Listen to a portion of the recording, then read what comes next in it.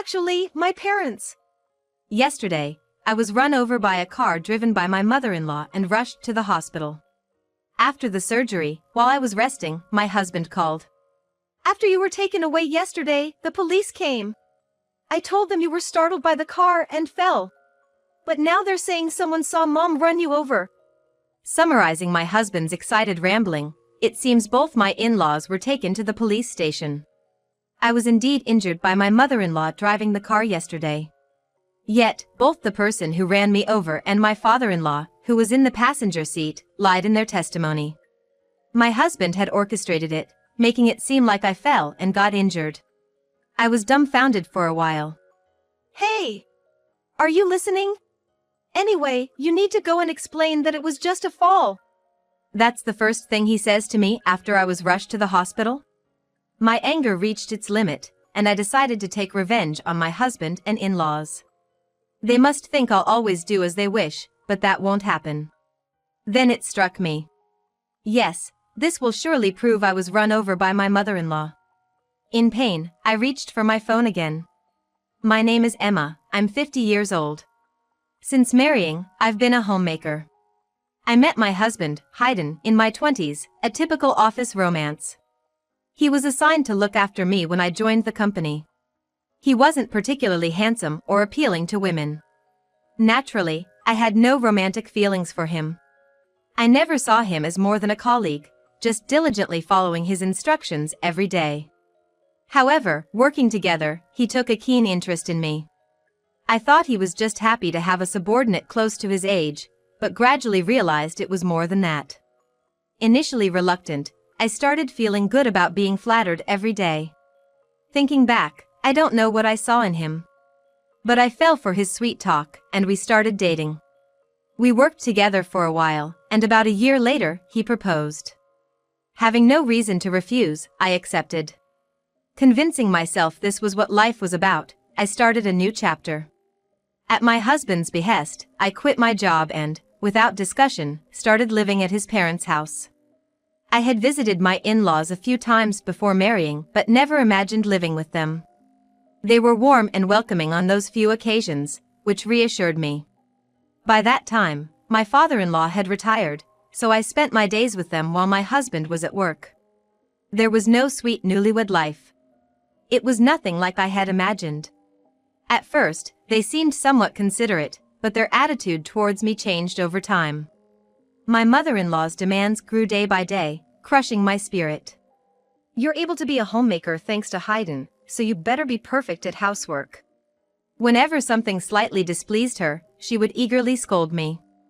She never doubted her mission to educate the imperfect daughter-in-law, which seemed to be her life's purpose. She lived with her mother-in-law too and often bored me with stories of back in my day. Times and values have changed. Being forced to accept her outdated mindset was nothing but a nuisance. But due to my position, I had no choice but to silently endure her constant nagging. She often went to a cafe with her friends of the same age, where they seemingly enjoyed bashing their daughters-in-law. Oddly enough, they didn't brag about how great their daughters-in-law were, but rather competed over who had the worst one.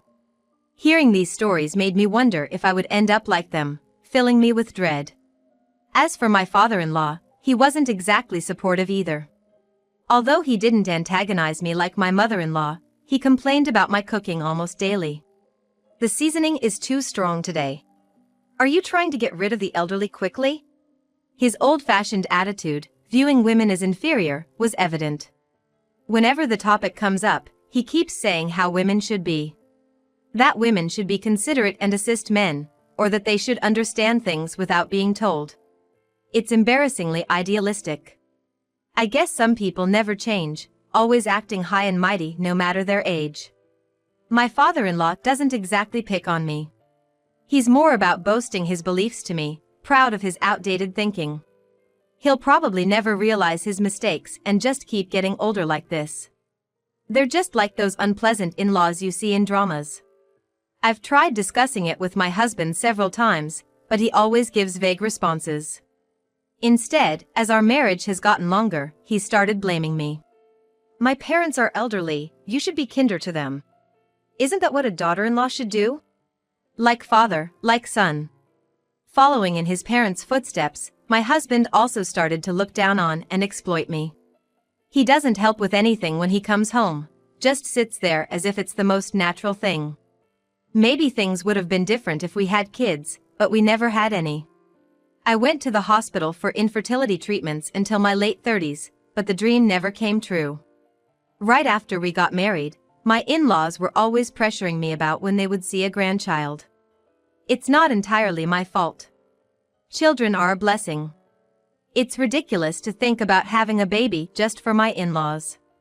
I figured there was no need to force it, so I gave up when I turned 40. In this less than happy life, there were people who supported me. The couple who lived across the street. Juliana and Kyle lived together without any children. Kyle's mother had lived with her mother-in-law and she didn't want to cause the same trouble, so he refused to live together. Juliana was there for me during my infertility struggles and even listened to my complaints about my in-laws. My in-laws and husband are all about appearances, so Juliana was initially surprised. I thought your husband was a nice guy. It's a bit off-putting that he's still not independent from his parents at his age. Thanks to Juliana, I managed to get through life without getting too overwhelmed. My mother-in-law, over 75, still drives herself when going out. It looks dangerous, and I've warned my husband, but he doesn't listen. If I suggest she should give up her driver's license, he explodes, "Are you calling my mom an idiot?" He gets furious, thinking I'm insulting his mother. I tried talking to my mother-in-law too, but she still thinks she's young. "Are you treating me like an old lady?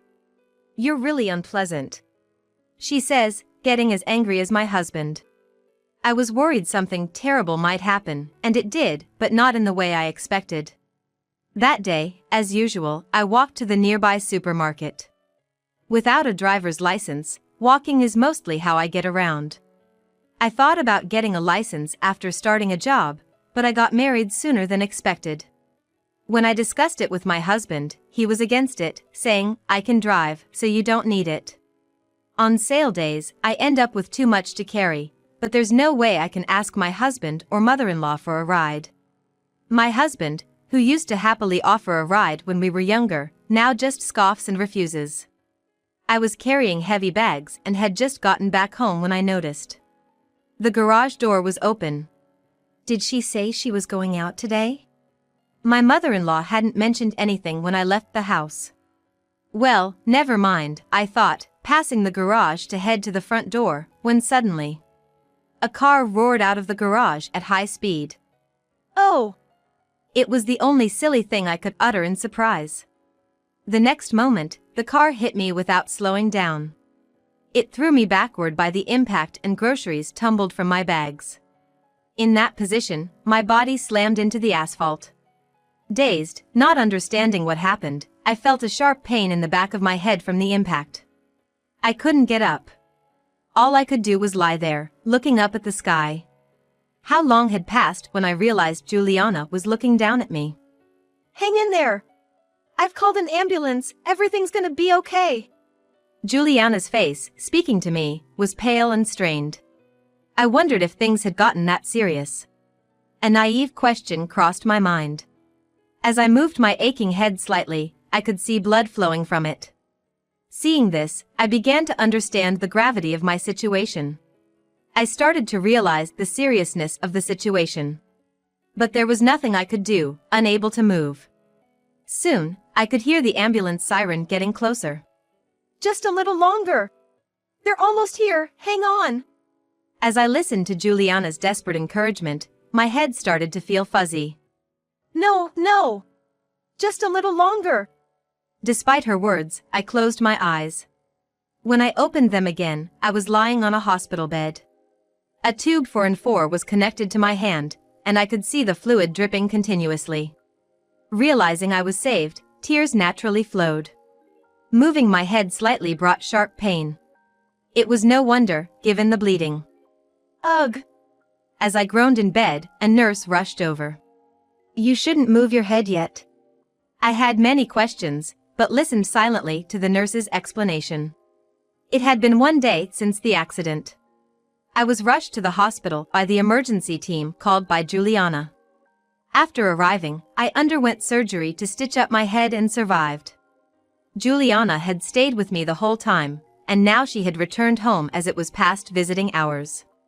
It seemed she had contacted my husband Hayden too, but after telling him the surgery was successful, he didn't say anything else. My whole body was in pain, but there was no life-threatening injury. I just needed to rest for a while. However, I didn't feel like doing anything. With so many things to think about, I just closed my eyes. Soon after, my phone on the bedside table started ringing insistently. I didn't want to answer, but the calls persisted. After several repeats, it seemed there was no sign of giving up. I found my phone without moving my head and saw Hayden on the screen. Thinking he must be worried, I answered with a slight relief. "Help! Actually, my parents." Hayden started speaking without giving me a chance to talk. "After you were taken away yesterday, the police came. I told them you were startled by the car and fell. But now they're saying someone saw Mom run you over." Summarizing my husband's frantic story, it seems both of my in-laws had been taken to the police station. Indeed, I was injured by a car driven by my mother-in-law. Yet, she and my father-in-law, who was in the passenger seat, had lied. Even Hayden had instructed them to agree that I had fallen and got hurt. I was dumbfounded for a while. Fortunately, the car wasn't damaged. Dad wasn't hurt, but Mom seemed to have twisted her neck from the collision. Despite that, poor them, the police are being so one-sided. He was more concerned about the car and his parents, oblivious to my shock. How rotten can this family be?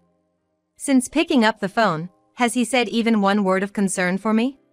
No, nothing. He was only worried about his parents, taken to the police, and even wanted me to prove their innocence. "Hey! Are you listening?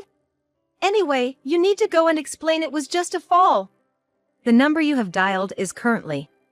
He was talking to me one-sidedly, but he was surprised by my first response. "Huh?" I cut off the call. Calls from Hayden continued for a while, but I, infuriated, set my phone to reject his calls. I later learned that my in-laws had been taken to the police station, just as my husband had said on the phone. Sometime later, my husband Hayden was also taken to the police station where my in-laws were waiting. It was Juliana, our neighbor, who had seen everything unfold. She was the one who had originally called the police about my mother-in-law's crime. After accompanying me in the ambulance, she handled various procedures in place of Hayden. She was questioned by the police officers who arrived at the scene. It seems her questioning happened after they had already spoken to my in-laws, serving as a sort of corroboration of the story. Juliana noticed the accident when she heard a loud noise outside. Looking out her window, she saw me lying on the street. And she hurriedly called an ambulance before rushing out. By that time, my mother-in-law's car was gone, and it wasn't clear what had happened. Juliana was more concerned about my safety than finding the cause. When questioned, she told the truth. However, my in-laws immediately denied any suggestion by the police that I had been hit by a car. Sensing something was off, Juliana kept thinking even after the police officer left. After ensuring my surgery was complete, she returned home and discussed the incident with her husband Kyle. Then Kyle came up with an unexpected solution. "The car's dashcam, it records 24/7. The accident happened right in front of our car, it must have caught everything." They checked the camera in their car together. Just as I thought. True to Kyle's hunch, the moment of my accident was recorded. The footage unmistakably showed my mother-in-law hitting me with her car. After I fell, my father-in-law peeked out of the car window before they drove away. It was a clear hit and run. Armed with the footage of my in-laws' crime, they went to the police station.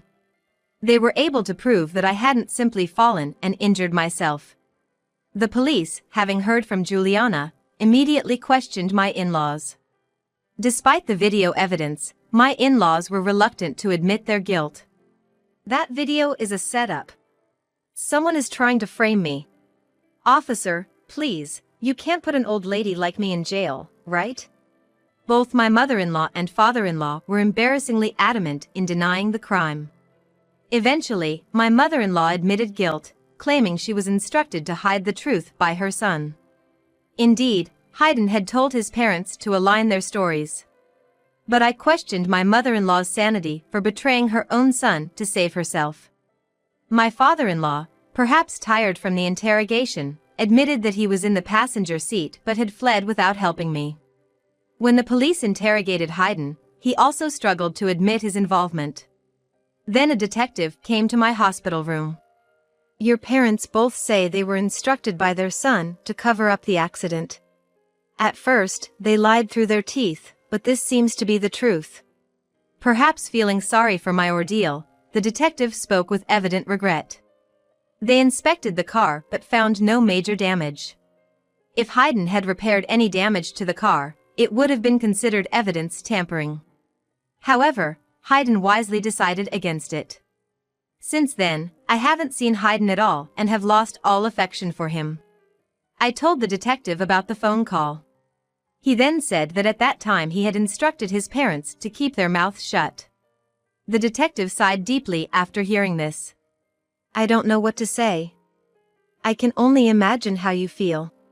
He sympathized with me, someone who had been betrayed by her family after suffering a serious injury requiring surgery. After a while of heavy silence, the detective bowed deeply and left the room. A few days later, when I was about to be discharged from the hospital, the police contacted me again. Juliana, who had come to pick me up in place of Hayden, drove me straight to the station. The detective from the previous day greeted us. It turned out he was the same one who had heard Juliana's story, and he led us inside. In the room, we were met with the gaunt figures of Hayden and my in-laws. "Emma!" My mother-in-law, upon seeing me enter the room guided by the detective, suddenly began to tear up. I thought it was insincere, but she seemed genuinely crying. Whether she felt relieved to see a family member or was relieved to see me alive, hoping for a lighter sentence, I couldn't tell. We waited for my mother-in-law to calm down before beginning. A female officer soothed her, and she finally seemed ready to talk. My father-in-law, sitting next to her, looked utterly exhausted and kept repeating "I'm sorry" to me. The specific purpose of the day was to align the details of the accident with me, the victim, present. The screen displayed the footage of the accident submitted by Juliana. While watching it, the detective proceeded to discuss each detail. My in-laws answered the questions honestly, and I nodded in agreement, confirming the facts. The main issue was whether my husband Hayden was involved. Following my statement, his call history had been checked, which proved he had called me. However, even now, Hayden continued to deny any involvement. I, unfortunately, hadn't recorded the content of our call, so the conversation wasn't progressing. "Are you trying to frame me too, you liar?" At times, the detective calmed Hayden, who became emotional and appeared agitated. "Please stop. Lying any further will only lead to your regret. Do you want to betray your own mother and father to save yourself?" My warnings fell on deaf ears. Feeling an impasse, the detective spoke up. "So, your parents are continuing to lie to the police, is that correct?" With that question, Hayden fell silent. My words carried a different weight. "Your mother running over your wife is clearly captured on the video, which both of your parents have admitted to. But according to you, your parents, out of self-preservation, are implicating you as an accomplice." The detective's serious tone made Hayden's face tense. "Do you understand? The crimes of your parents are becoming even more serious." Hearing this, Hayden finally admitted his guilt. At the very end, he realized the gravity of his actions. With Hayden's confession, all three were fully exposed. Police officers in the room started moving around hurriedly. "Regarding this matter," the detective then turned to me, discussing whether I wanted to withdraw the complaint. While the crimes committed by the three couldn't be erased, this decision would significantly alter their fate. However, I firmly declined. I was lucky to survive, but their decision to flee the scene right after the accident is unforgivable. I'll be filing a complaint to ensure they pay for their crimes. My decision caused a significant stir among them. My mother-in-law cried out loud, and both my father-in-law and Haydn slumped in despair. They probably never imagined I would make such a ruthless decision. They all believed themselves to be good spouses, a good mother-in-law, and a good father-in-law, assuming I would naturally forgive them.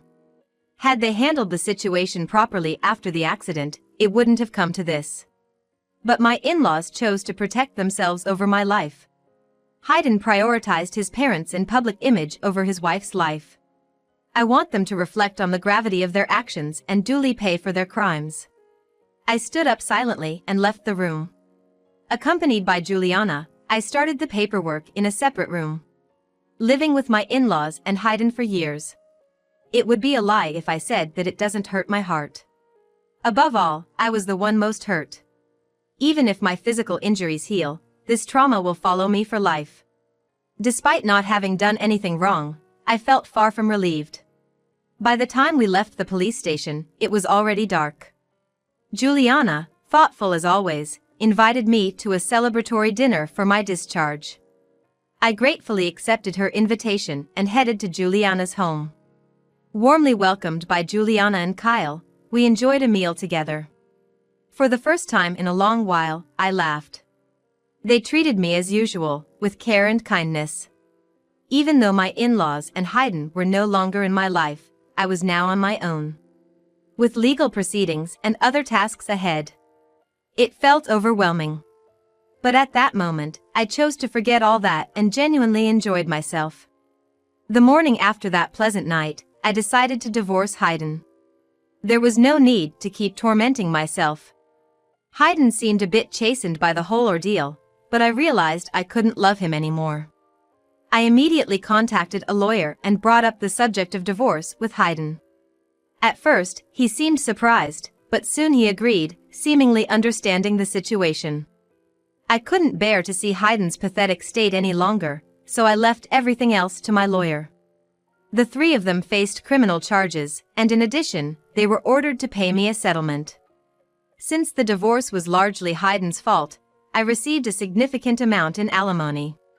I decided to leave my in-laws' house and rented an apartment with the money I received. I had planned to start anew in a distant place, but I chose to stay in the familiar town. There is a reason I didn't move away. Juliana's husband, Kyle, owned a company. He invited me to help out at his company. Juliana was also helping there, and I thought it would be nice to work together. I had been invited before but always declined, fearing what my in-laws or Haydn might say. Honestly, with the alimony I received, I didn't need to work anymore. But Juliana and Kyle were concerned about me. Suddenly being alone, they gave me a sense of purpose. Having spent decades as a housewife, working with friends was very enjoyable. There were many new things that confused me, but it became a significant part of my life. And so, with this new life, an unexpected encounter awaited me. I met a man through work and decided to remarry. I had told him about my divorce, but kept quiet about the alimony until we got married. He didn't blame me for it. "It's natural to be cautious after what you've been through," he said with a smile. My life changed drastically in my middle years. Perhaps more fulfilling and happier than my younger years. I was betrayed and hurt by someone I trusted for many years, but I found greater happiness that surpassed it. Grateful to the friends who always reached out to me, I began walking towards a brighter future.